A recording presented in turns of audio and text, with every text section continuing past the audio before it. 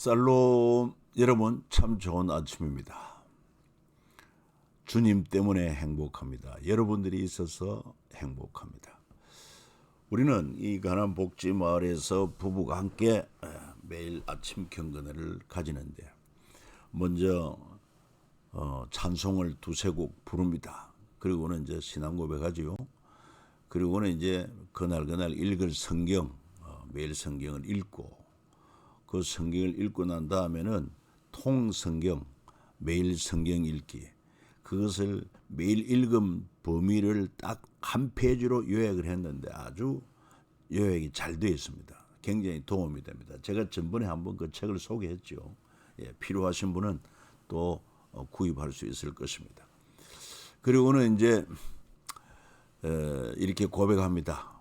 언제나 함께 하시는 주님 사랑합니다. 때를 따라 도우심을 감사합니다. 선한 일에 써주심을 찬양합니다.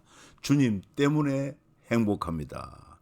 그리고 서로 이제 좋은 배우자 주셔서 감사합니다. 좋은 자녀손 주셔서 감사합니다. 오늘도 형통하고 복되게 하심을 감사합니다. 할렐루야, 아멘. 그리고 이제 또 주기도 모드로 마치고, 그리고는 이제 두 사람이 또 이렇게 고백합니다. 건강하고 평안하고 행복하라. 영혼 잘 되고 범사 잘 되고 강건하라. 오늘은 내 인생 최고의 날이다. 하이파이브를 하고 마칩니다. 때로는 허갱도 하고 덩어리를 이렇게 문질러 줍니다. 자고 난 이후에 피로도 풀어지고 도움이 되죠. 그리고는 이제 각자 또 시간 내서 기도하고 싶으면 또 기도하고, 성경 보고 싶으면 또 성경하고, 그렇게 이제 하루를 시작하는데, 아무튼 주님 때문에 행복합니다. 이 단어가 참 좋고, 그걸 매일같이 고백할 수 있으니까, 그래서 사실은 주님이 들으시지 않겠습니까? 네 믿음이 좋다. 네 믿음대로 되라. 자, 서론이 좀 길어서 죄송합니다. 이제 다시 우리는 통성경 길러잡이 과정으로 돌아가서, 여러분 항상 이 도표 성경 한글은 뭘 말합니까? 헬라어로 익투스. 이거를 스펠 한자 한자 따지면은 예수 그리스도는 하나님의 아들이 우리의 구세주다. 성경이 말하고 있는 내용은 그건데, 이걸 좀 통으로 이해하기 위해서는 7트랙으로 나눕니다. 구약이 세 트랙, 그 다음에 중간사 한 트랙, 신약이 세 트랙. 우리 지금까지 이제 세 트랙을 마쳤습니다. 이제 네 번째 트랙 중간사 400년을 살피게 될 것입니다. 이 중간사 400년은 말라기서에서 마태복음까지, 말라기가 예언한 때가 되면 엘리야를 보내시리라. 그래서 드디어 예수님께서 오리라 한 그 말라기가 오리라 한 엘리야가 바로 이 사람 세례 요한이라. 그 기간이 400년, 하나님의 침묵기입니다. 이 형식화된 이스라엘 백성의 그 신앙에 대해서 하나님께서 400년 동안 속상해 침묵하셨다, 이렇게 볼 수 있어요.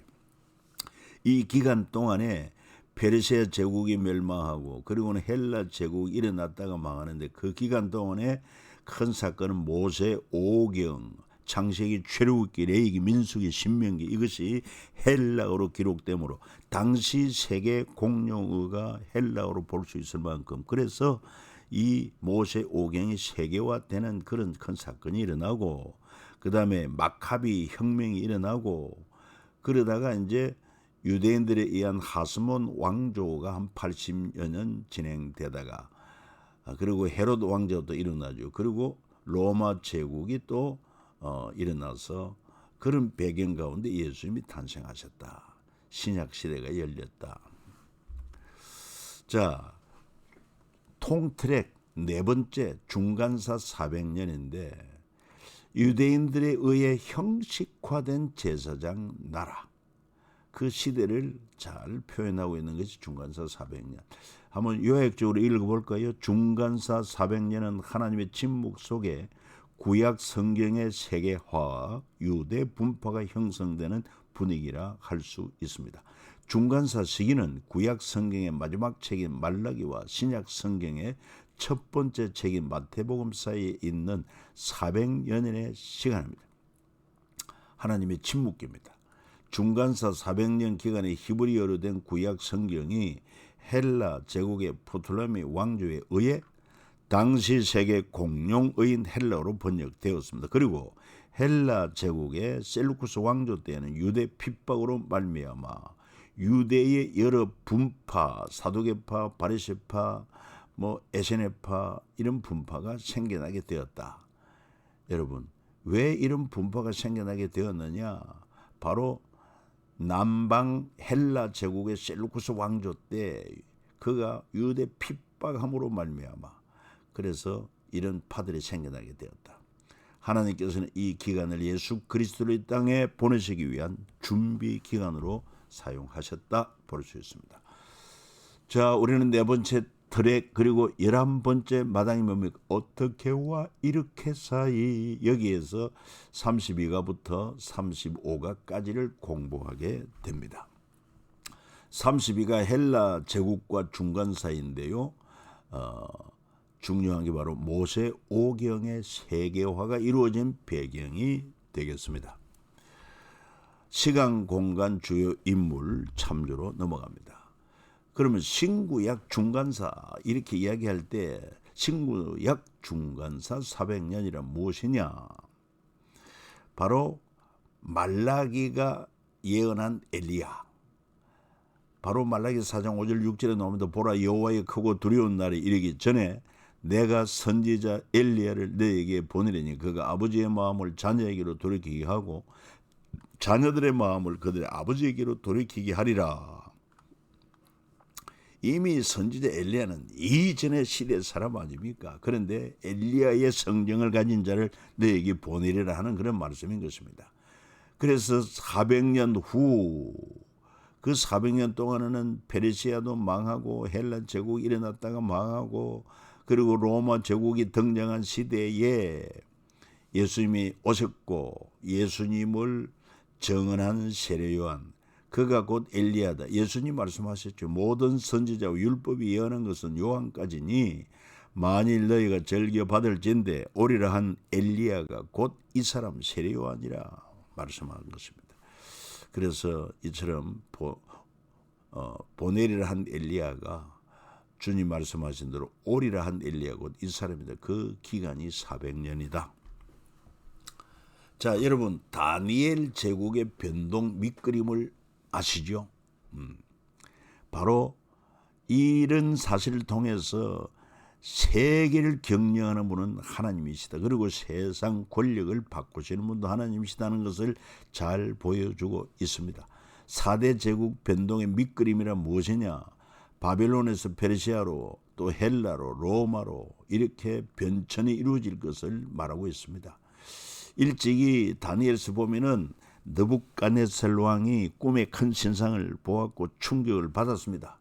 그런데 꿈에서 깨어나는 순간 꿈은 깜짝같이 사라지고 말았고 결국은 이 다니엘이 하나님이 주신 지혜로 그 느부갓네살 왕의 꿈을 재현시키고 해석합니다. 왕이 큰 신상을 보았죠. 머리는 정금, 가슴과 팔은 은이요, 배와 넓적다리는 노시요, 종아리는 철이요, 발은 일부는 흙이고 철로 되었을 때 공중에서 떠인 돌이 날아와 신상을 치매 신상은 깨어져 온데간데 없고 신상을 때린 돌은 태산무더기를 이루었다. 그러면서 그 정금머리는 바벨론 당신입니다. 그러나 멀지 않아 정금보다 못한 은혜 나라 페르시아가 일어나고 또 페르시아도 망하고 그 다음에 녹과 같은 헬라 제국 일어나고 헬라 제국도 망하고 철과 같은 로마 제국이 일어나고 그다음 로마 제국이 망하고 그리고는 일부는 흙이요 일부는 철로 된 하나가 될 수 없는 그런 시대 마치 민주주의와 공산주의가 대립하는 것처럼 그런 끝날에 떠인 돌 사람의 손으로 임한 것이 아닌 하나님에 의해서 예수 그리스도의 재림으로 말미암아 세상은 멸망을 당하고 영원한 주님의 나라가 이루어질 것이다. 그렇습니다. 그래서 바벨론 제국과 유대인 바벨론 제국이 포로되어서 70년간 포로가 되었죠. 그리고는 페르시아 제국과 유대인 페르시아 고레스는 이 지방화 정책을 펴가지고 포로를 귀환시키고 성전 건축을 하게 하고, 그 다음에 헬라 제국과 유대인은 디아스포라 유대인, 흩어져 있는 유대인들이, 그리고는 마카비 혁명을 통해서 예루살렘 성전을 정결케 하는 그런 일들. 그 다음에 로마 제국과 유대인, 이때 사두개파 바리새파 중심의 예루살렘이 세워지고 사내들인 공회가 든든히 세워지고, 또 헤롯 성전으로 스룹바벨 성전을 증축하고 개축하게 됐다. 자, 페르시아 제국, 여러분, 바벨론을 멸망시킨 페르시아 제국은 초대 왕은 고레스입니다. 고레스. 그 다음에 그 아들 감비세스 1세, 그는 후사를 남기지 못하고 통치 8년 만에 죽게 되고, 그리고 본이 이제 7명의 정치 지도자들에 의해서 경쟁 후에 다리오가 왕이 됩니다. 그러니까 이 고레스의 혈통은 여기서 끊어집니다. 그렇지만은 세 번째 이 다리오가 이 페르시아 제국의 정통성을 위해서 고레스의 딸 아토사와 혼인하고, 그리고 다리오 제위 6년에 예루살렘 성전을 완공케 하고, 그래서 그리스 점령을 시도합니다. 누가? 다리오 왕이. 학명은 다리오스죠. 1차 그리스 점령 실패합니다. 왜? 몬스터 폭풍으로 말미암아. 2차 그리스 점령도 실패합니다. 마라톤 평원에서 패배합니다. 그리고는 그는 죽고 그 아들 아수에르가 왕이 됩니다. 에서드의 남편이기도 합니다. 3차 그리스를 점령합니다. 어마어마한 군대를 동원해 점령하지만 실패합니다. 그리고 특히 살라미스 해전에서 실패함으로 폐색이 짙어집니다. 이때 관련 인물이 아수에르 왕의 왕비가 된 에서드, 그 다음에 아닥사스다, 학명 아르타크세르크세스, 아수에르 왕의 아들이요 성벽 재건을 허락한 왕이요, 관련된 성경 인물은 바로 아닥사스다 왕의 마치 그 모사와 같은 친구와 같이 지냈던 에스라와, 그 다음에 술 맡은 가난장 느헤미야. 그리고는 다레요스 3세 때 페르시아 제국의 마지막 왕이요 이수스 전투에 패한 뒤 알렉산더에게 패권을 빼앗기고 맙니다. 이렇게 함으로 말미암아 페르시아 제국도 망하고 말았다고 하는 사실입니다. 페르시아의 그리스 침공을 1, 2, 3차로 나누어 보면 이렇게 볼 수 있습니다. BC 492년에 1차 다리오가 침략을 했지만 몬스터 폭풍을 만나 제대로 공격하면 못하고 수많은 배가 그 폭풍에 그냥 다 깨어지고 맙니다. 그리고는 490년에 2년 후에 2차 공격을 합니다. 그리고는 마라톤 전투에서 패배합니다. 그리고 10여 년 지나서 BC 480년에 그 아들 아수에르가 왕이 되어서 3차 그리스를 침공합니다. 그러나 살라미스 해전에서 패배하고 그리스가 또 승리합니다. 이제 이런 과정을 통해서 페르시아는 망하고 헬라 제국이 일어나게 되는 것을 알 수 있어요. 자, 그래서 그리스 문명에 대해서 이제 알아봐야겠습니다. 그리스 문명은 피리클레스 통치 30년 중심으로 약 200년간의 문명을 그리스 문명이라고 말합니다.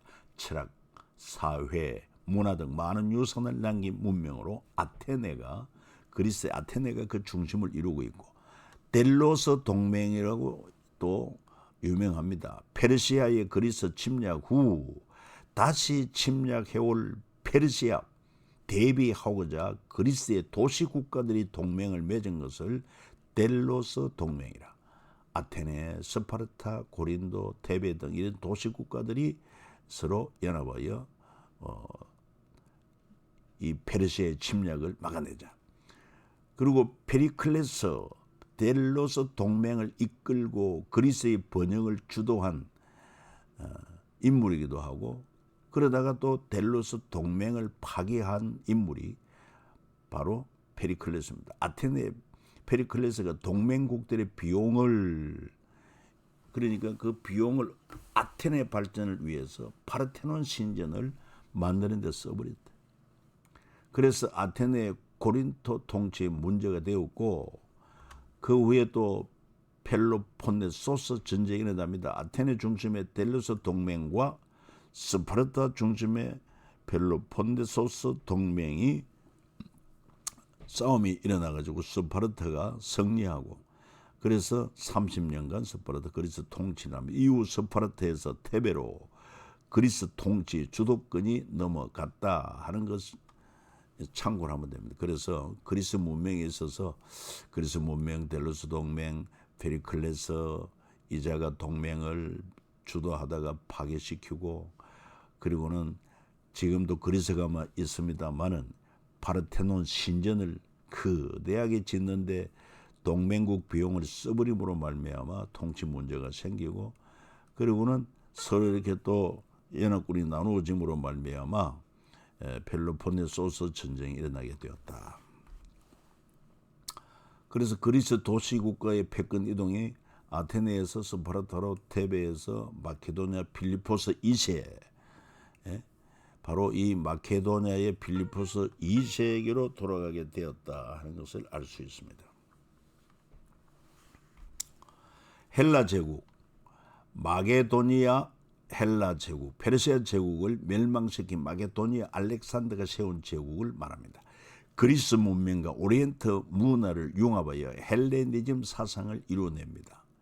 그래서 이 헬라 제국의 최초 왕이 필리포스 2세, 그랜디데스에서 건강이 발견되고 막대한 재원을 확충한 그랜디데스의 지명을 자신의 이름을 따서 필리포스, 성경에는 빌립보로 고칩니다. 바울의 2차 전도 여행 시 유럽의 첫 가문이었죠. 그래서 그리스를 점령합니다. 장창 밀집부대, 유명하죠. 긴 창을 통해서 방어를 치고 공격하고 하는 그런 장창 밀집부대, 유명합니다. 알렉산더는 빌리포스 2세의 아들입니다. 10대에 아리스토텔레스 가정교사를 모시고 교육을 받았습니다. 그런데 여러분 보시오, 어렸을 때부터 이렇게 교육을 잘 받았으니 얼마나 유명 인사가 되겠습니까? 그리고 페르시아 점령 계획을 세웁니다. 지금까지는 페르시아, 거대한 페르시아 제국 방어하는 데 그치는 것이 아닌 페르시아 점령을 계획하고, 그리고 베레아에서 진군식을 합니다. 이 대단한 꿈을 가지고 있지 않습니까? 이 수서 전투에서 페르시아의 다리우스 3세 대군을 물리침으로 페르시아 수도인 수사성을 공격하기보다는 지중해 연안으로 방향을 바꾸어서 두로를 점령합니다. 두로, 페니키아의 주요 도시, 지중해 해상권 장악하고 천년 요새입니다. 알렉산더가 군인 1만 명을 동원해서 바위를 굴러, 이 바로 육지에서 좀 떨어져 있는 그런 섬이거든요. 두로가. 바위를 굴러 방파제를 놓아서 드디어 이 천년 요새 두로를 점령합니다. 이것은 아모스나 에스겔, 예레미야 예언이 성취된 것입니다. 그러니까 이 육지에서 섬으로 이루어진 이 두로를 점령하기 위해서 수많은 바위 덩어리 흙을 메워서 6개월간 소요됨으로 말미암아 드디어 두로를 점령시켰습니다. 에스겔서 이런 데 보면은 이 두로의 교만을 지적을 하면서 여러 민족이 와서 너희를 휩쓸어 갈 것이다. 그리고 블레셋의 가사도 점령하는데 2개월 소요됐다고 합니다. 지금 가자 지구, 여러분 잘 알고 있죠. 이게 뭡니까? 이스라엘과 하마스 전쟁이 일어나고 있는 거. 그리고 이집트를 점령합니다. 그래서 알렉산드리아를 건설하고, 알렉산드리아, 이 알렉산더는 점령한 주요 도시마다 알렉산드리아 거리를 만들고 도서관을 만들고 한 것이 유명합니다. 그 다음에 예루살렘도 점령합니다. 페르시아 4대 수도 수사, 페르세폴리스, 엑바타나, 성경에 보면 엑메나 공이라 나옵니다. 바벨론 점령을 하고, 페르시아 제국 전체와 더 나아가 인도 부근까지 지배 범위를 넓힙니다. 그래서 헬라 제국이 세워지고 추구하는 것은 세계 동포주의 헬라화를 강요하게 되는 것을 알 수 있습니다. 그러면 알렉산드리아는 뭐냐? 지중해 연안 나일강 삼각주의 서쪽 끝에 위치를 했고 이집트 수도인 카이로에서 북서쪽으로 183km에 위치하고 있으며 BC 332년 알렉산더, 이름은 헬라어로 표시하면 알렉산드로스지요. 이 도시를 건설하고 도시 이름을 자신의 이름을 따서 알렉산드리아라고 정했다 이 말이에요. 그러니까 알렉산드리아는 바로 알렉산드로스 그 이름을 따서 알렉산드리아로 정했다. 이집트 애굽의 수도로 삼았습니다. 알렉산드리아는 헬레니즘 학문과 과학의 중심지가 되었고 알렉산드리아의 기후는 전형적인 지중해성 기후에 속하지만 겨울에는 가끔 그새 폭풍이 몰아치기도 합니다. 자, 현재 알렉산드리아 중심부에는 브루키움, 그리스, 라코티스, 이집트, 레기오, 유다요름, 유다왕국, 파로스 등의 고대 유적지가 되어 있습니다. 파로스의 동쪽 끝에는 한때 세계 7대 불가사의 중에 하나로 일컬어지는 거대한 등대로 일컬어지는 파로스의 등대가 세워져 있습니다. 세계적으로 유명했던 알렉산드리아 도서관은 오랜 세월을 거치는 동안 많이 훼손된 상태입니다. 그리고 알렉산더가 죽고 헬라 제국은 분열이 됩니다. 알렉산더의 죽음은 페르시아 제국 전체를 손에 넣은 알렉산더는 인도까지 원정을 계속했지만 인도에서 알렉산더 부하들이 더 이상 종군을 거부함으로 원정을 중단하고 BC 323년 원정 중단 후 돌아오는 길에 알렉산더는 원인 모를 병으로 32세에 죽습니다. 아마도 암살이라고 하는 얘기도 있습니다. 그리고는 헬라 제국은 분열이 됩니다. 알렉산더 사후 헬라는 7명의 장수들에 의해서 분할 통치되다가 얼마 되지 않아 3명은 도태하고 4명에 의해서 분할 통치가 되다가 그 이후에 크게 3개의 헬라로 나누어집니다. 마케도냐 헬라, 그 다음에 이집트 헬라, 남방왕이라고도 하지요. 프톨레미 왕조라고도 합니다. 그 다음에 시리아 헬라, 북방왕이라고 합니다. 셀루쿠스 왕조입니다. 자, 그러면은 이집트 헬라에 대해서 살펴보면은 122년간 유대 지역을 통치한 프톨레미 왕조. 그러니까 이집트 헬라를 남방 왕조라 이렇게도 부르고 있습니다.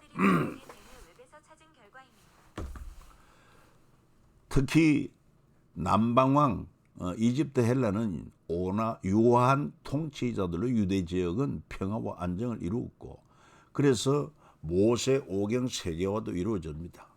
그러니까 이 모세 오경을 만들게 된 것은 그 유대인 학자들 특별히 제사장급에 속한 자들을 70명 불러 모아가지고 이 헬라어로 또 뭡니까? 히브리어로 된 모세 오경을 헬라어로 이렇게 번역한 것입니다. BC 320년 유대 지역 차지 후 BC 301년 입수서 전투 후에 프톨레미 왕조가 유대를 통치하고 BC 198년 셀루쿠스 왕조의 안티오코스 3세, 이거는 이제 북방왕이죠. 셀루쿠스 왕조가 안티오코스 3세 때 전쟁에 패하여 유대 통치를 북방왕에게 넘겨줍니다. 남방왕에서 북방왕으로 유대 통치가 바뀌어져요. BC 323년 프톨레미 1세로 시작했다가 BC 31년 로마와의 악티움 해전 패배 후에 BC 30년 클레오파트라 자살로 끝납니다. 이집트 헬라는 그렇게 역사가 끝난단 말이에요. 그 다음에 북방왕 시리아 헬라는 셀루쿠스 왕조라고 말하는데 BC 198년부터 마카비 혁명 전까지 30여년간 유대 통치하고 다시 프톨레메오 셀루쿠스 왕조의 분쟁이 시작되자 유대는 셀루쿠스의 안티오코스 3세를 지지하며 BC 198년 프톨레메 군대를 유대에서 몰아냅니다. BC 312년 셀루쿠스 1세로 시작했다가 BC 64년 로마의 폼페이우스 점령으로 끝이 납니다. 이렇게 해서 이집트 헬라도 끝나고 시리아 헬라도 끝나게 되었다는 것이죠.